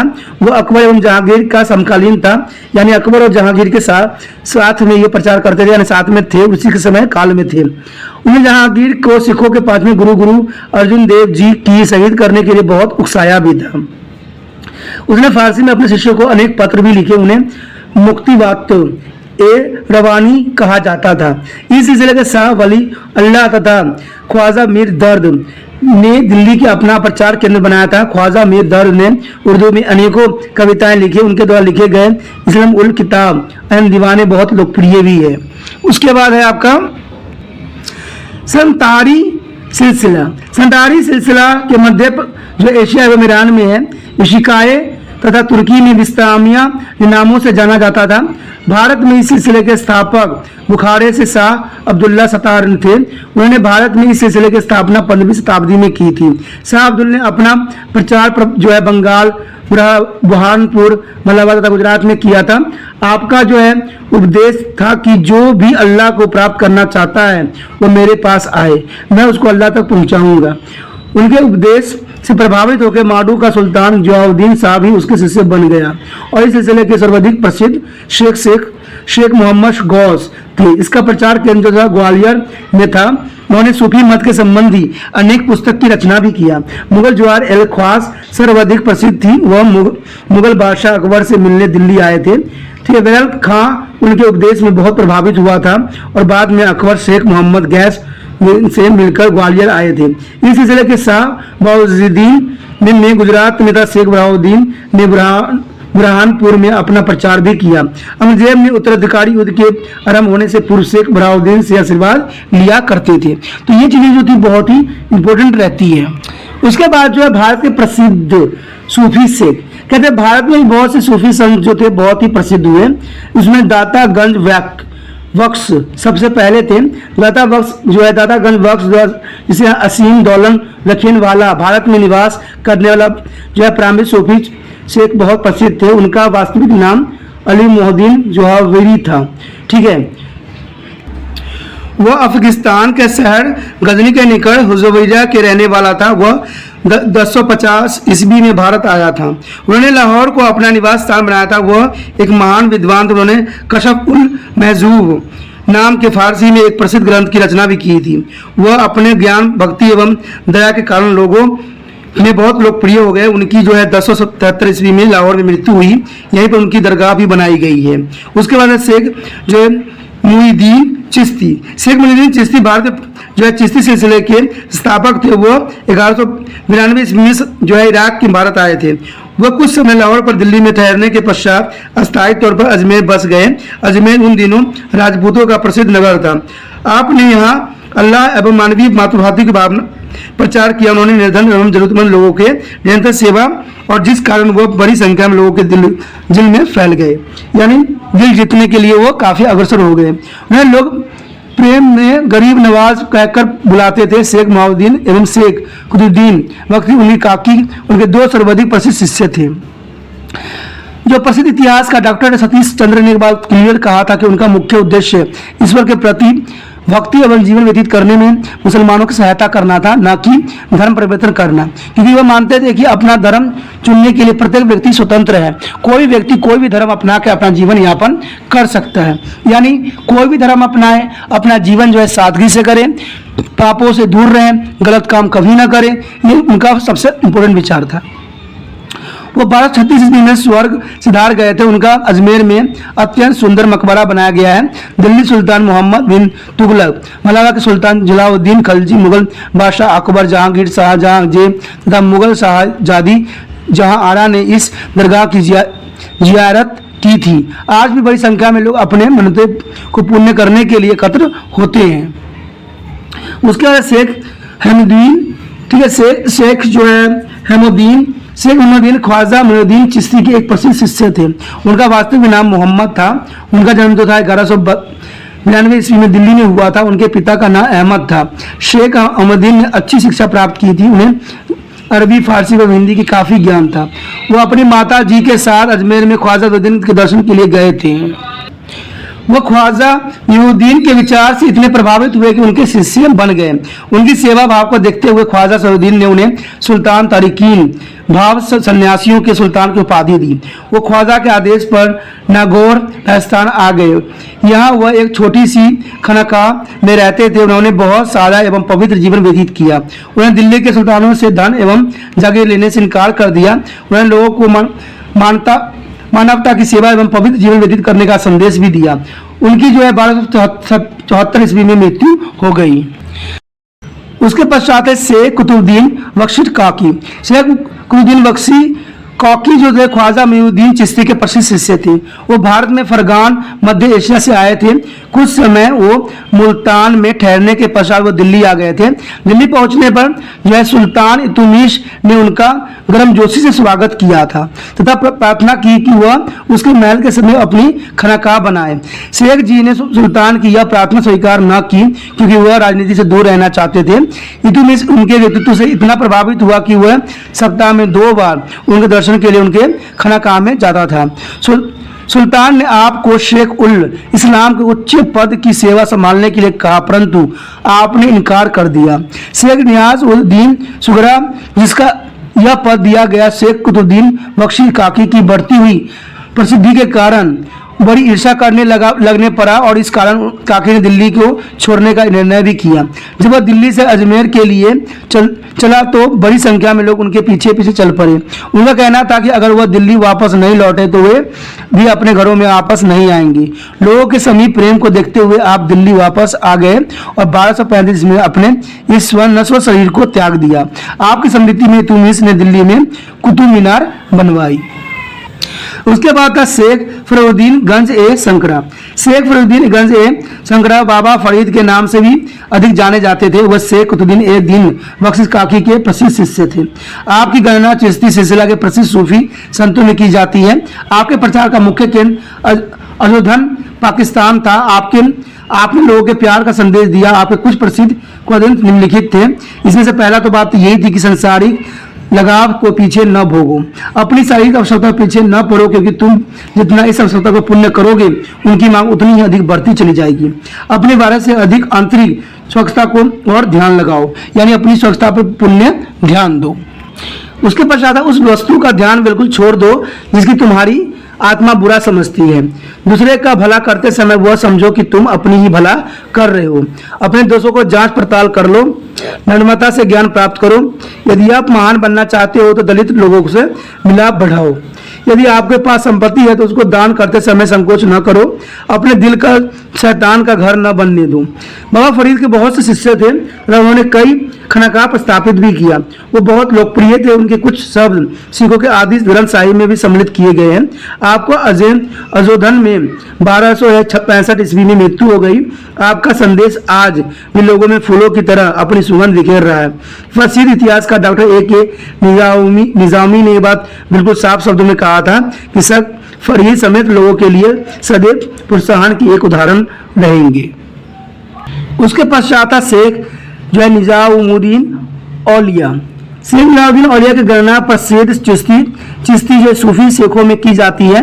वो शेख फरीद जी के प्रसिद्ध शिष्य थे। वो लोगों में सुल्तान ए मशोक शेखों के शेख मुल्तान और मोहम्मद ए इस्लाही अल्लाह के प्रिय के रूप में जाने जाते थे। आपके समय दिल्ली सूफी एक प्रसिद्ध केंद्र बन गया था। आपके आकर्षक व्यक्तित्व तथा सरल शिक्षाओं से लोगों के दिलों पर जादुई प्रभाव डाला। उन्होंने लोगों को अल्लाह तथा मानवता से प्रेम का संदेश दिया।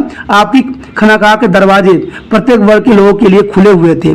आपके शिष्यों में अमीर खुसारो सर्वाधिक प्रसिद्ध था। आपने दिल्ली में 7 सुल्तानों का शासन भी देखा। या फिर इस समस्त सुल्तानों ने आपको अपने दरबार में आमंत्रित किया, परंतु आप किसी के भी दरबार में नहीं गए। दिल्ली में निर्मित आपकी दरगाह हिंदू तथा मुसलमान दोनों के लिए एक प्रसिद्ध तीर्थ स्थान बन गए हैं। इसमें डॉक्टर के.ए. निजामी ने साफ कहा था कि आपके अधीन चिश्ती सिलसिला अपनी उन्नति के शिखर पर पहुंच गया था। उसके पश्चात शेख निसूरुद्दीन चिराग ए देहाली आए थे। शेख निजामुद्दीन चिराग जो देहाली चिश्ती सिलसिले से संबंधित थे, वो शेख निजामुद्दीन औलिया के शिष्य एवं उनके उत्तराधिकारी भी थे। उन्होंने बहुत अनुशासित एवं उच्च स्तरीय जीवन व्यतीत किया था। वह सारा दिन की अध्ययन एवं मानवता की सेवा करने में व्यतीत करते थे। उन्होंने आजीवन निर्धनता का जीवन व्यतीत किया था। वह सुल्तानों व उनके दरबार में जाने से बचते रहे। उनके व्यक्तित्व से प्रभावित होकर बड़ी संख्या में लोग उनके शिष्य बन गए और 1356 में उनकी मृत्यु हो गई। उसके बाद थे शेख सलीम चिश्ती। शेख सलीम चिश्ती के प्रसिद्ध सूफी संघों में सलीम चिश्ती के नाम से विख्यात उल्लेखनीय है। वह अकबर का समकालीन था। उनकी जो खानकाह फतेहपुर सिकरी में थी। उनकी स्थिति सुकुर्म मुगल बादशाह अकबर ने उनकी खानकाह में जाकर पुत्र प्राप्ति की विनती भी की थी। उनके आशीर्वाद से ही अकबर के घर एक पुत्र का जन्म हुआ जिसका नाम सलीम रखा गया था। यानी शेख सलीम चिश्ती बहुत प्रसिद्ध और लोकप्रिय भी थे। शेख बहाउद्दीन जकारिया जो थे, यानी शेख बहाउद्दीन जकारिया अपने समय 1182 से 1262 ईस्वी के एक प्रसिद्ध सूफी संत थे। उन्होंने भारत सुल्तान में सोहरावादी सिलसिले की स्थापना किया था। उन्होंने इस्लाम के प्रसिद्ध केंद्र मक्का, मदीना, बगदाद और मकरकंद, बुखारा और खुरासाना की यात्रा किया था। उनके विचार किसी से बहुत भिन्न थे।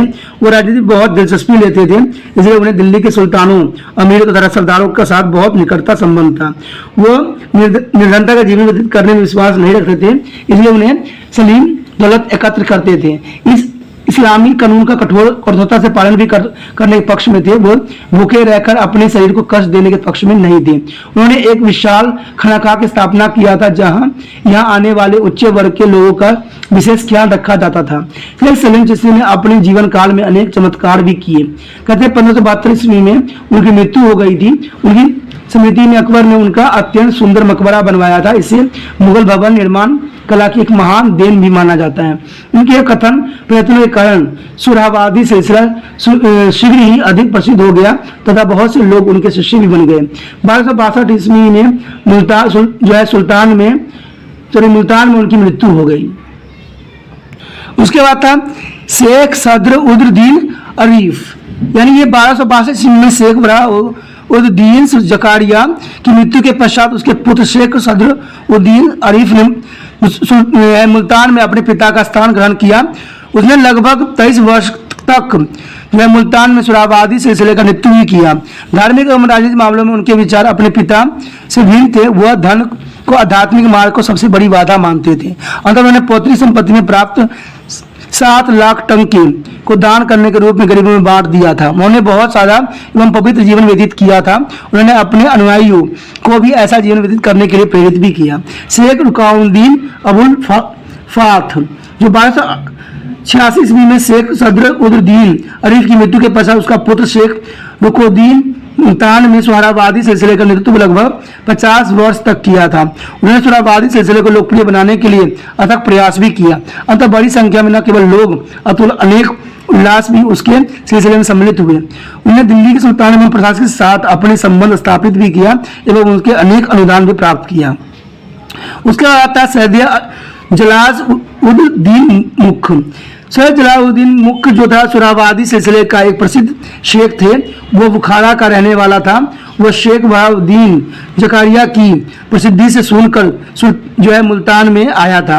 वह शेख जकारिया के नेतृत्व से इतना प्रभावित हुआ कि उसका शिष्य बन गया।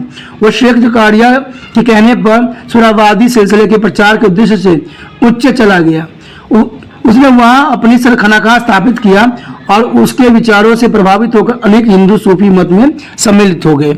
इसी के साथ हमारा सूफी सिलसिला खत्म हो जाता है और ये टॉपिक भी खत्म होती है।